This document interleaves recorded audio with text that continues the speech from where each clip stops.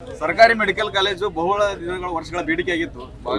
ಕೊನೆಗೂ ಈಗ ಬಹಳ ಮೇಟಿಯವರು HY ಮೇಟಿಯವರು ಅವರ ಪ್ರಯತ್ನ ಪಾಪ ಆಗಲೇಬೇಕು ಮೆಡಿಕಲ್ ಕಾಲೇಜು ಅಂತೇಳಿ ಇಲ್ಲಿ ಅವರು ಛಲ ಮಾಡಿದರು. ಹಾಗಾಗಿ ದಿವಂಗತ HY ಮೇಟಿಯವರ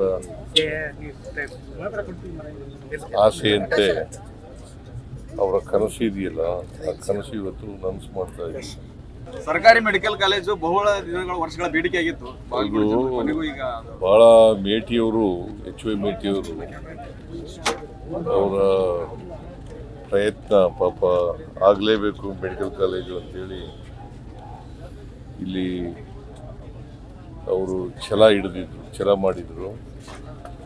ಹಾಗಾಗಿ ದಿವಂಗತ HY ಮೇಟಿಯವರ